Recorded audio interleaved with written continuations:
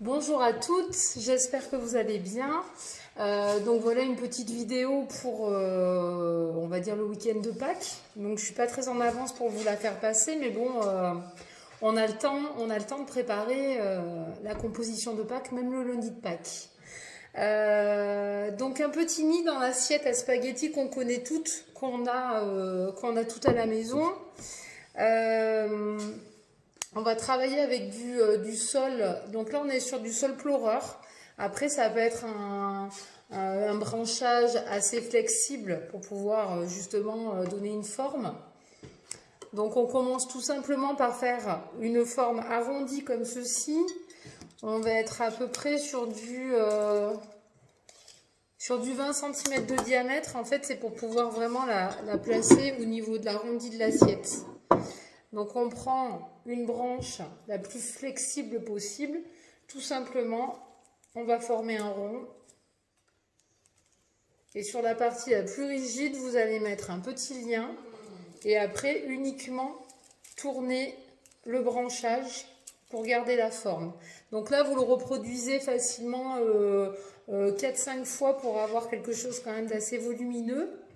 Donc l'attache, au niveau de l'attache, on va être sur pour celles qui ont, après ça peut être un Serflex, hein, bin wire, qu'on connaît bien aussi, le raffia armé. Après ça peut être un raffia tout simplement. Le tout c'est que celui-ci, c'est vrai qu'il est super pratique. Donc j'ai ma forme arrondie, je vais la grossir un petit peu plus pour lui donner du volume, pour après avoir donc ce style de forme. On la positionne dans l'assiette et ensuite on va faire un tressage dans le sens, on peut dire inverse, ce qui veut dire que vous allez prendre une tige, vous allez rentrer au niveau de la couronne comme ceci, vers le fond de l'assiette, on transperce vraiment le tressage et après vous la faites ressortir de l'autre côté, toujours prise dans la couronne tressage. Et vous remontez et vous faites faire un petit tour qui va être beaucoup plus en hauteur pour donner un peu du volume. Et du coup, on va la bloquer dans le tressage aussi. Donc ça pareil, on va le reproduire plusieurs fois pour vraiment donner un peu du volume. Les parties noires comme on voit là, hop, c'est pas très décoratif donc on n'hésite pas à les enlever. Et après donc je reproduis ça. J'ai envie de dire un petit peu vous le reproduisez jusqu'à ce que ça vous plaise, hein, plus ou moins épais. Si vous voulez quelque chose de très ajouré, du coup, on n'en met pas trop.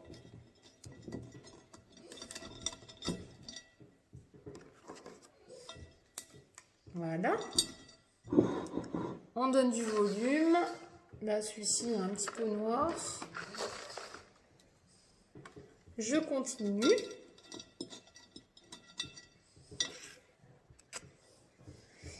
Donc voilà, j'ai un petit peu plus de volume sur mon nid, je vous montre. On en a un petit peu qui passe en dessous, après ça reste quand même assez ajouré. On va faire un petit peu de ménage, donc tout ce qui va dépasser ou ce qui n'est pas très joli. Hop, on n'hésite pas, un petit coup de sécateur. Après les parties qui remontent un peu, là c'est vraiment comme vous le sentez. Si vous voulez laisser quelque chose d'un peu naturel, moi j'aime bien cette ligne, du coup je vais la laisser.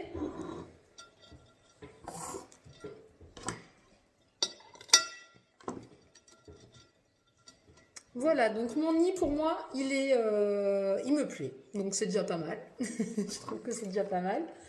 Je vais incorporer du feuillage que j'ai trouvé dans mon jardin, donc c'est une petite grimpante. Je vais vous montrer. Alors on n'est pas sur un feuillage qui va super bien tenir, mais bon, on est sur quelque chose d'éphémère. On fait comme on peut. On récupère le feuillage du jardin et puis ça nous permet de tester justement la tenue. Donc vous voyez, c'est une petite grimpante qui fait plein de petites vrilles, qui est très sympa. Je vous redonnerai le nom. Je l'ai plus en tête. Je vous enverrai le nom. C'est très très joli. La floraison est finie, mais la fleur est magnifique. Donc du coup, on peut en enlever un petit peu pour avoir une tige qui soit accessible, pour pouvoir vraiment l'incorporer dedans. On n'hésite pas à mettre la tige vers le bas. Comme ça, si on met un petit peu d'eau, eh ben, elle pourra tremper, elle sera contente. Et on va diriger ces petites vrilles. Voilà, donc ça, je vais l'enlever. Ça, du coup, pareil, pour avoir un côté un petit peu vert. Je vais enlever les premières qui ne sont pas plus intéressantes que ça.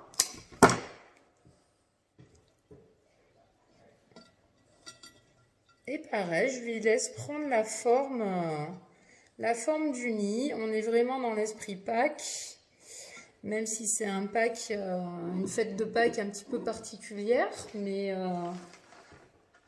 c'est comme ça. Donc pareil pour la troisième.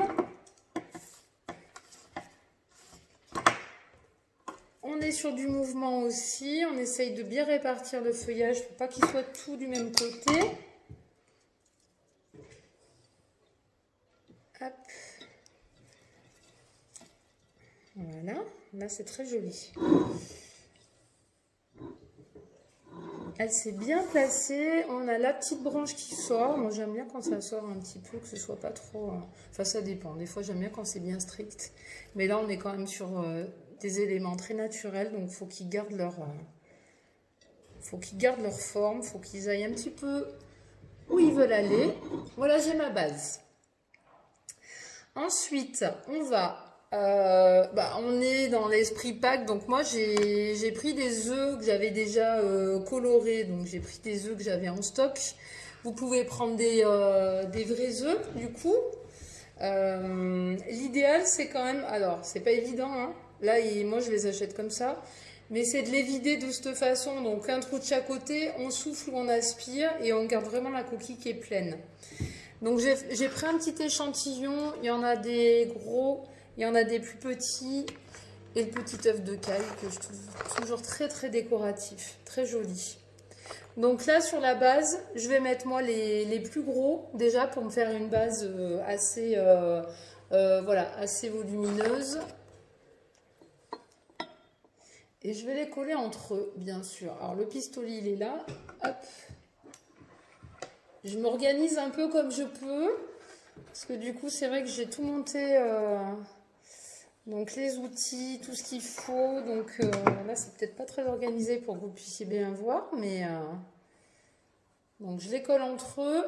Comme j'ai des trous sur la hauteur, du coup, je les laisse bien dans ce sens-là, comme ça, je pourrais mettre l'eau. Voilà. Ensuite, celui-ci, je vais le mettre dans l'autre, je vais le mettre plutôt allongé pour avoir vraiment une forme un peu différente. Donc pareil, on met un peu de colle chaude.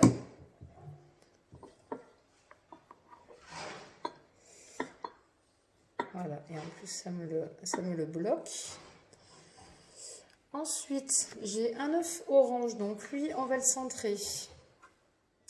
On va le mettre là.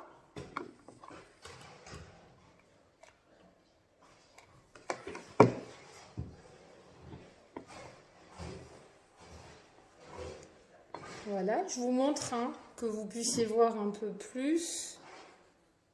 Voilà, je forme vraiment le nid avec les petits œufs à l'intérieur. Donc là, c'est pareil. On va le placer là. Alors, excusez-moi pour le bruit, mais du coup, on fait des travaux un peu à l'extérieur. Hein, on s'occupe. Donc là, c'est travaux dans le jardin. Voilà. Après, on a des œufs jaunes. Donc là, on va amener un petit peu de couleur. On va les positionner un de ce côté, hop, et un de l'autre. Alors, si vous n'avez pas les œufs, et si vous n'avez pas envie de mettre d'œufs, on peut garder exactement cette structure et couper les fleurs très courtes et les positionner directement dans le petit nid, ce qui est possible. On s'adapte.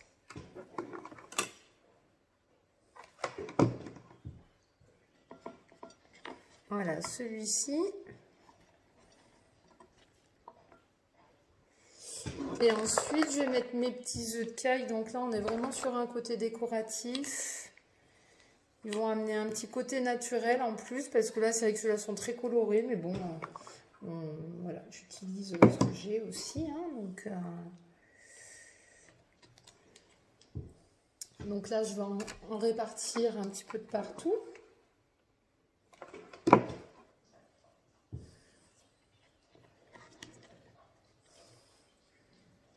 C'est pareil, hein, c'est suivant votre aspiration, plus ou moins d'œufs. Là, c'est vraiment comme on le sent.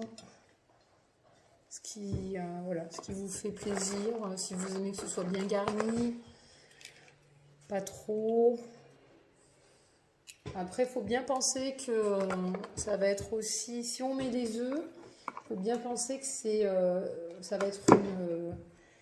ça va être les œufs, voilà, qui vont tenir les fleurs, si on met des œufs, hein, comme je vous dis. Parce qu'après, comme je vous disais, les fleurs peuvent être coupées très très courtes.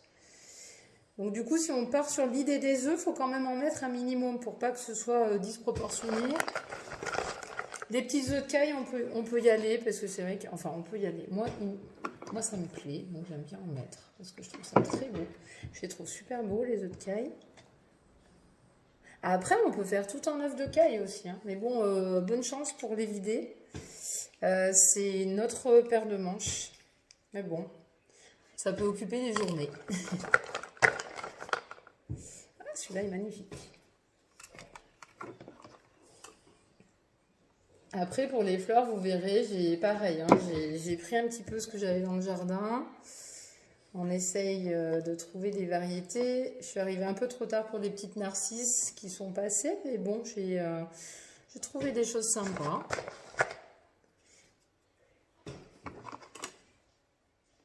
Les filles qui ont des beaux jardins, je pense que vous allez pouvoir voilà, vous éclater en attendant de reprendre.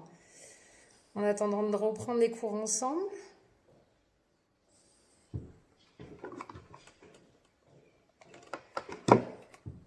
Voilà, ben, là j'en ai quand même mis un bon peu. On est pas mal du tout. Allez, je vous montre. Voilà. Donc là, on va dire, j'ai toute ma base. J'ai ma structure, j'ai ma déco, j'ai mon feuillage. Maintenant, ben, on va mettre les fleurs. Alors, les fleurs, je vais vous montrer ce que j'ai dans mon jardin. J'ai de la petite jacinthe que j'avais plantée il y a quelques années. Et la jacinthe, en fait, quand elle ressort, eh ben, c'est tout fin, mais je trouve ça très joli. Elle est vraiment très fine. On dirait de la jacinthe sauvage. Donc du coup, pour les petits, pour les placements de fleurs, ça va être top. Alors, bien sûr, on met de l'eau avec une petite seringue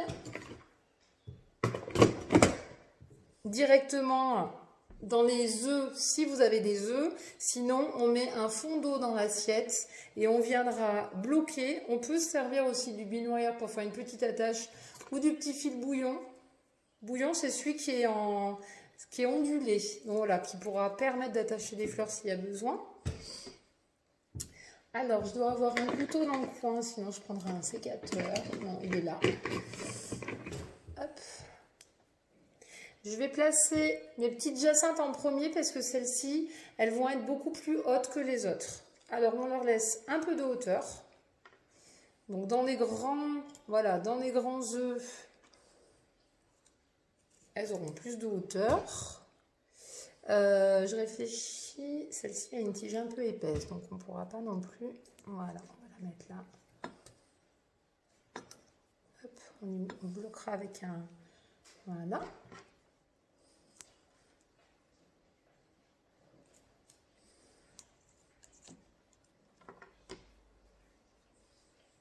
Ah oui. Je me disais, j'en avais mis un de ce côté, mais je ne le voyais plus. Voilà. Et ben, il penchera. C'est très joli quand ça penche aussi. On n'est pas sur... Vous voyez, on est sur quelque chose quand même de très naturel. Ce qui veut dire que et de toute façon, ça va être compliqué de les mettre très très droites. Donc, elles prennent un peu la forme qu'elles veulent. C'est comme si elles avaient pris un coup de vent.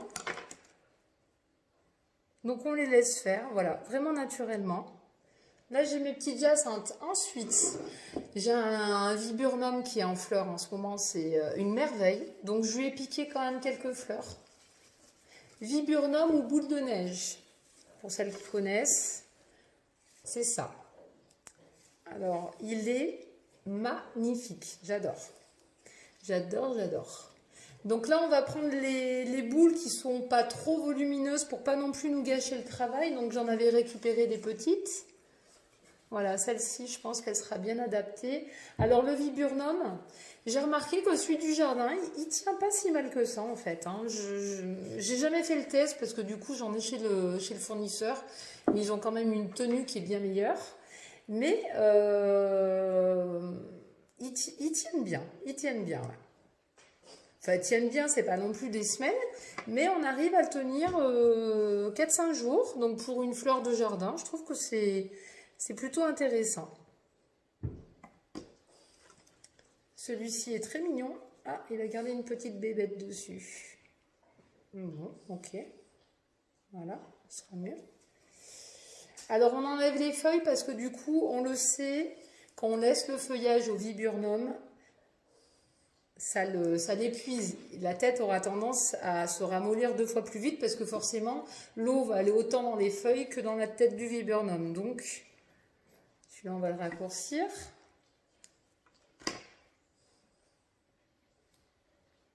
Encore un peu, puisqu'il est dans la coquille d'œuf de caille. Donc, du coup, on peut le faire tout petit. Voilà, très mignon. Ensuite... Là, c'est une double tête. Alors, la double tête,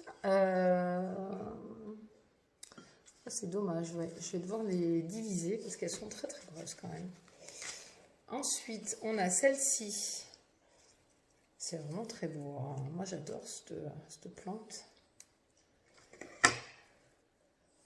On la positionne là. Posée sur le petit œuf orange. Du coup, ça ressortira super bien. On a encore une petite place. Donc là, malheureusement, les doubles têtes, ça nous fait trop de volume. Donc on va les diviser. J'ai un petit emplacement au niveau de l'œuf de caille. Et du coup, pour être bien réparti, ben voilà, j'ai un autre emplacement là. J'allais dire, il m'en faudrait une 5e. Alors, je suis pas très riche en fleurs. Mais bon, ça fait un... On amène la couleur aussi par les œufs, donc c'est pas gênant. Après, si vous avez des jardins bien garnis, eh ben allez-y, faites-vous plaisir. Donc voilà mon petit bleu, il est comme ça c'est bon. Et après, donc ça c'est du saxifrage. Je vais vous montrer, c'est des toutes petites fleurs qui vont peut-être pouvoir amener une petite touche de rose. Voilà, c'est une petite vivace qui est très mignonne. Donc, je vais la rajouter dans le même emplacement que les jacinthes. Voilà. Ça va bien. Ah, il y a une petite place au milieu. Je n'avais pas vu.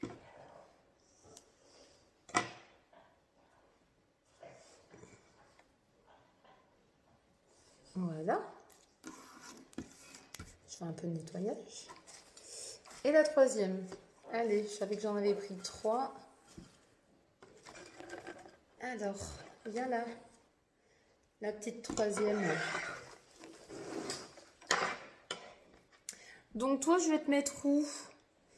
Eh ben, je vais te mettre de ce côté. Allez, c'est parti.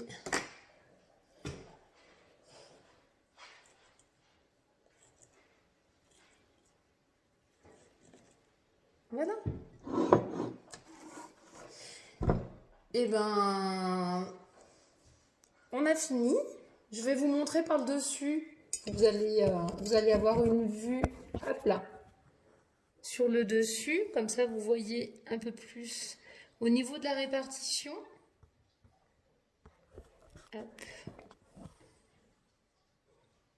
Voilà. Ben, écoutez, je vous laisse créer. Avec un grand plaisir, je recevrai vos photos si vous me faites des compositions. Ça me ferait super plaisir de les voir, voilà. Et puis, j'ai envie de vous dire à bientôt. On va espérer quand même pouvoir finir cette saison d'art floral ensemble.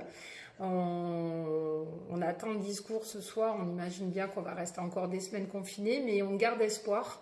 Vous me manquiez. Je pense à vous et je vous embrasse fort. Restez chez vous. Prenez très soin de vous et de vos proches. Je vous fais un gros bisou. Et à très bientôt. Bisous.